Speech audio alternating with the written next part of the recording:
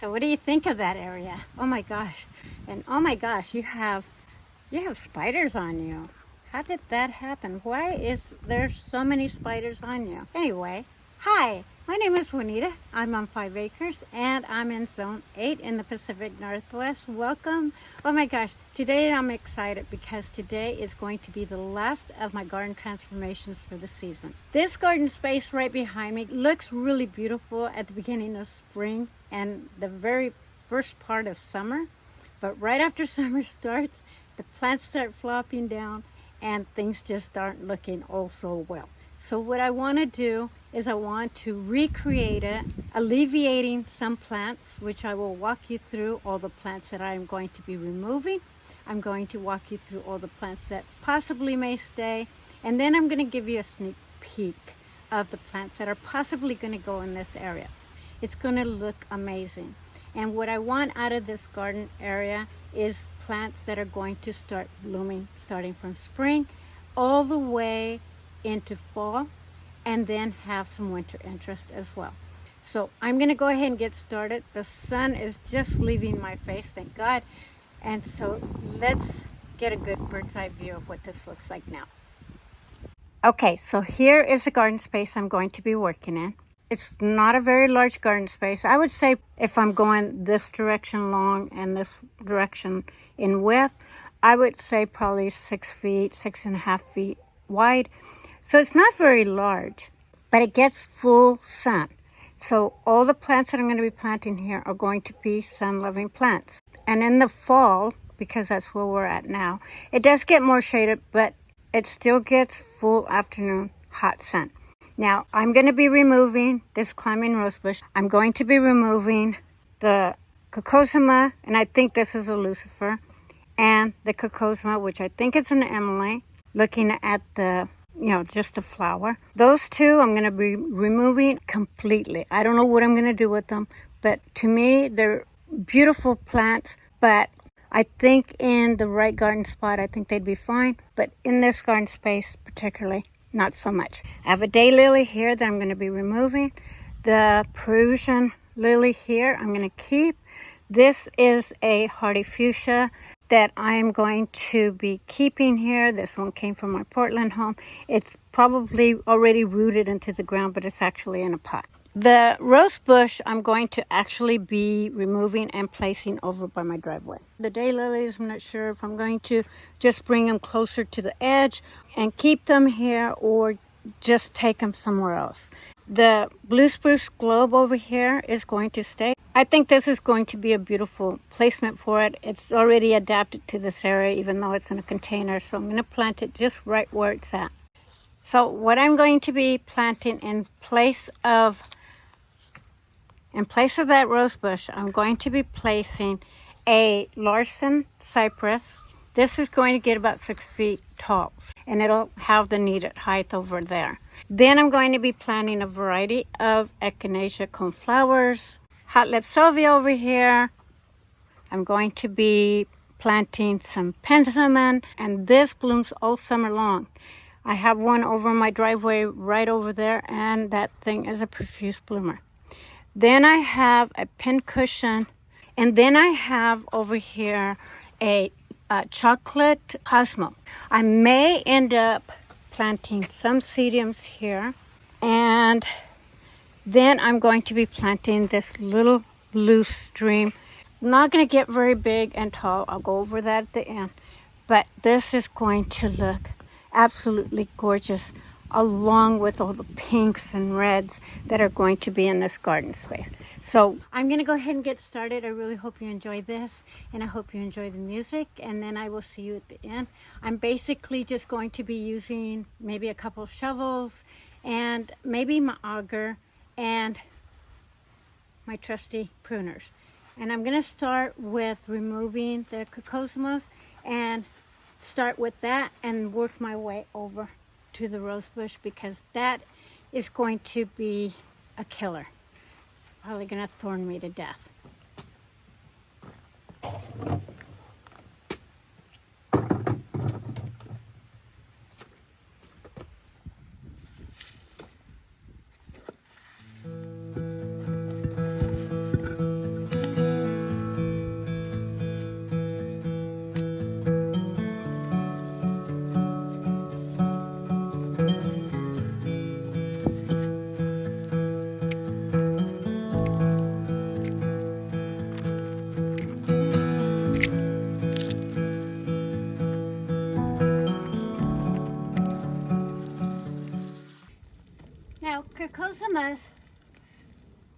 Let's see if I can do this.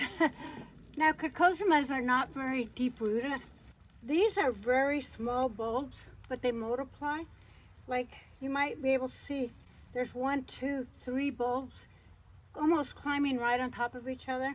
Fall is the best time to split these and plant them elsewhere, but doesn't take very many of them. They multiply fairly quick, so I probably will split these, maybe give them away, or find an area in my 5 acres to plant a lot of these. But this is a time to also split them. I will go on that in a separate video, but for today, this is what it looks like.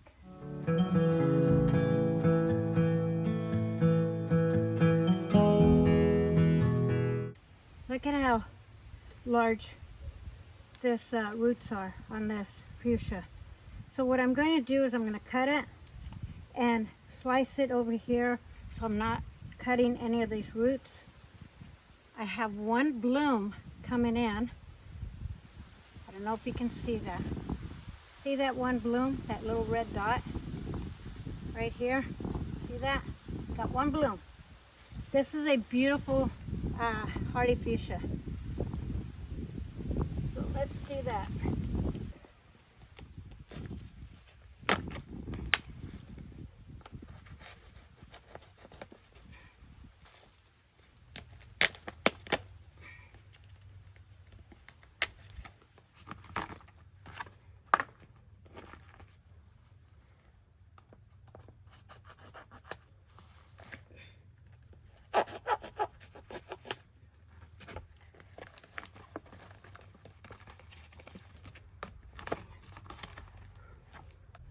This is loving that space. Look at this.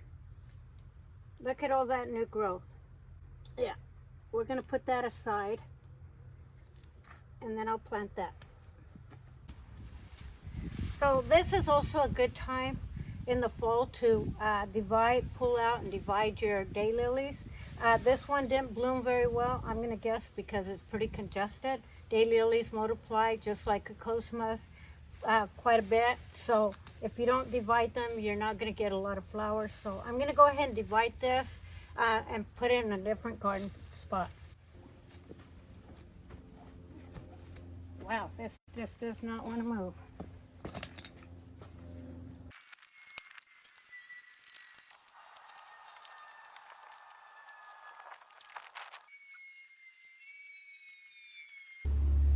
Okay. So what I'm going to do with this rose bush, I'm going to attempt to move it as a whole plant. If not, I'm just going to cut it straight across. But I'm also going to remove a good portion of these two for sure, and cut that out of the equation. So that's what I'm going to do right now.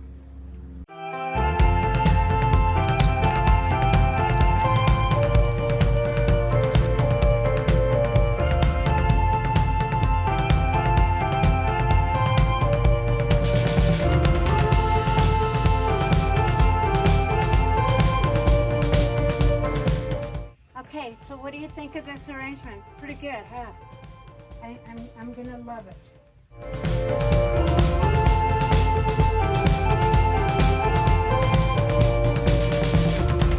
Wait for the wind, wait for the night.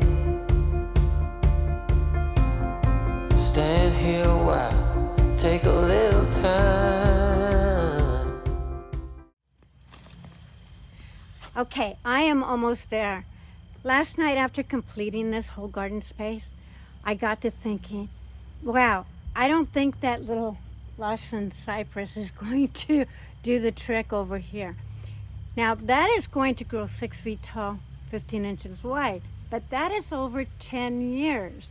I don't have 10 years for that little thing to creep and crawl up and hide that hose in the back of it. The other thing that I'm going to be switching out is I'm probably going to switch out this pin cushion for a agapanthus lily. And I'm not sure if I'm saying that right, so I'm going to put the name down for you. But it is going to look so much more beautiful in this spot. I did remove all the daylilies out of there, and for good reason. But I think that agapanthus is going to look amazing in the front of it. It's not an evergreen. It will die down, completely down, but that's okay because having it in that spot in front of the new dwarf spruce that I'm going to be putting there is going to look amazing. Then I'm going to put that pin cushion and I'm going to add it over in this area where all the coneflowers are. I'm going to have to switch little things around, but that's okay. I think it's going to look amazing at the end of the day. So I'm going to go ahead and get started with that. Then I'll show you what I put in here and go over all these plants in detail. Okay, I hope you're enjoying it this far. Let me get started.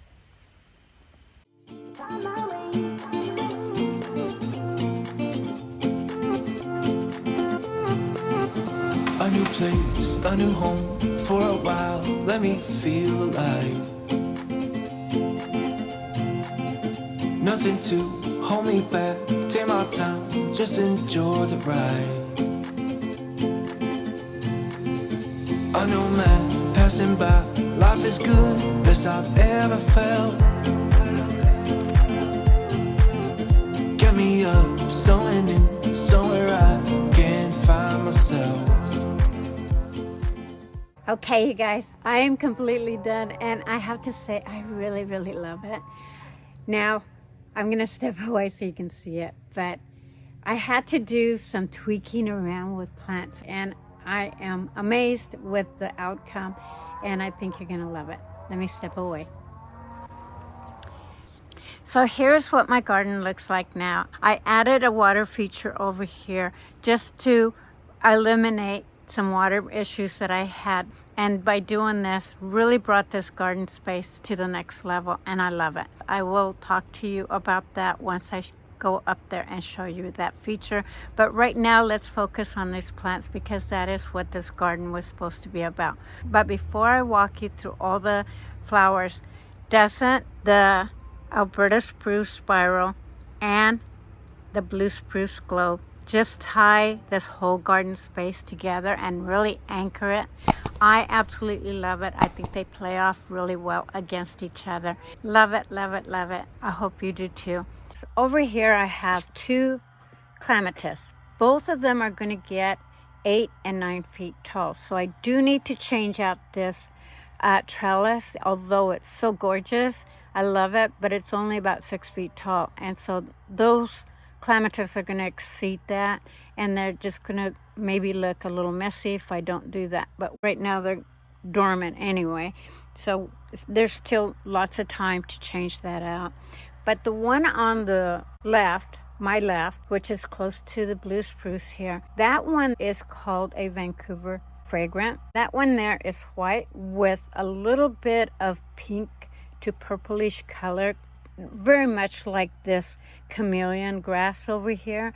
Then the one to the right of it is called a pink fantasy.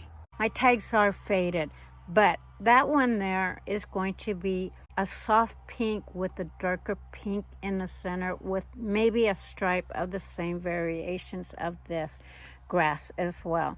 And so those are going to look absolutely stunning. I really love having two varieties because it really gives it for a wow factor. And so that's going to just look really, really nice against this wall. Then I have the blue spruce here. And this one over time, over 10 years, is going to get about 4 feet tall and 6 feet wide. And that's the foliage that's going to get 6 feet wide. But again, it's going to grow so slow that it's going to take years. And it really plays well with the spiral spruce over there. Then right below the clematis, I have 2 yarrows. This one came from my Portland home. I can't recall this, so I'm going to put the tags up. But this one has kind of like a yellow to peach color, and so it has tints of reds in it, and so it's just going to make it for a really stunning yarrow. And then this one, Efsangia, that one came from my Portland home. As you can see, it's red in color, and it will have a little bit of variations with yellows in it too. Both of these are going to get about 30 inches in height. And yarrow does spread, so over time you do have to divide them. But they're going to provide all the shade that the clematis need because they like their feet in the shade and their heads in the sun. So that's going to provide that from the hot sun that reflects over here. Plus I'll add mulch in here too, which will help it. Then I added a Magnus coneflower Echinacea here. That's going to get 36 inches in height. I have 2 Merlots, one here and one here. And those 2 are going to get about 30 inches in height. And then I have 2 fragrant white angels over here. That's not the name. They're just called fragrant angels, but they're white in color. And those are going to get about 30 inches in height.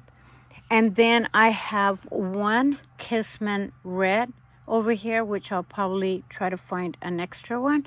But I only had 1, so I planted that. And that's only going to get about 18 inches in height. So it's going to really complement this area. And then the chameleon grass over here, that one is going to get another foot tall as far as the foliage itself. So it's going to get much taller. So the grass on the top is going to be taller and gorgeous. So it's going to look really stunning right next to the clematis and all of these coneflowers. And then right in front, I added 1, what is this called? I'll put the name down. It's escaping my head right now. Oh, Sweet Romance Lavender right here. And that's only going to get about a foot wide. It's a smaller version of the lavenders, but the foliage really complements the blue spruce. And it's just going to look gorgeous here with purple flowers. And they're pretty fragrant, so it's going to look really, really nice there. And then I have my pincushion that I did move from the other side over here. Now, I originally put them in the middle of all the coneflowers. Did not work very well. It just kind of hit it, and it looks so much prettier over here. Then I have my Peruvian lily over here. This one is approximately 3 feet tall, more or less. And that one, once it goes dormant, I'm going to swap it for the pensament and put the pensament in the front, because although the pensament is going to get just as tall, I think the pensament's going to look so much nicer in the front. Then right over here, I have a fuchsia. It's a hardy fuchsia. This one came from my Portland home. Now, can you guys see the little flower right there? And the flower is red with a little bit of purple. So it's just, all of these are just very complementary to each other. And that one's going to grow as a clump. They grow primarily from the roots up on the new shoots, but they will lose all of their foliage over the winter months, but they'll have, you know, the body of the plants, so it'll add for some winter interest. Then I have a cosmos, and this is gorgeous. Hopefully this is even focused, but look at how gorgeous that is. And then looking at it with this Peruvian lily, it just really plays really well with those colors. And then I added 3 black-eyed Susans, because why not? They're yellow with black in them, and it's just going to look stunning over here. And they're going to get tall and look gorgeous here. Then I have a hot lip salvia here, which that is going to get about 3 feet tall, 4 feet wide. But like any shrub, like say the pensament or this hot lip salvia, you can prune some of the limbs and make it a little bit tighter if you need to. And then I have a agapanthus lily here, and these are one of my favorite. And I just wanted to bring something that was very close to what the lilies provided, that really whimsical. And I just thought it looked really nice over the rocks over here, because lilies, you know, that you can find them around, you know, ponds and stuff like that. And so I just thought that was a perfect placement for it. And it's actually a rebloomer, so it will have a beautiful purple flower, and I'm getting another flower here and one right there. So it will bloom until the fall. And all of the foliage will die off of this completely over the winter months, but it'll reemerge in spring. And then it'll bloom starting, I think, late spring, early summer. Then last but not least, here's my water feature. And I absolutely love it. It really resolved my issue because from the start right here over to the very end, every time I would wash this sidewalk, the water would flow over and in front of the steps. And even though all this is porous, it still ran over. And so this took care of the issue. So I really love it for that reason.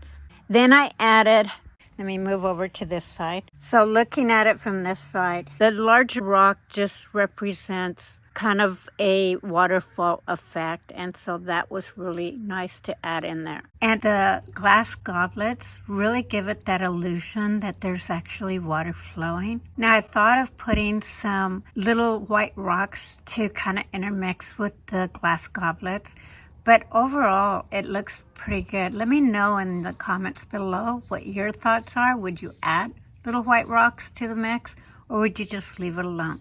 Kind of like the one, if you haven't seen the one that I created in my Portland home, I'll put the link up here, but go check that one out. But that one turned out pretty good, but I really kind of like this better. But let me know in the comments below.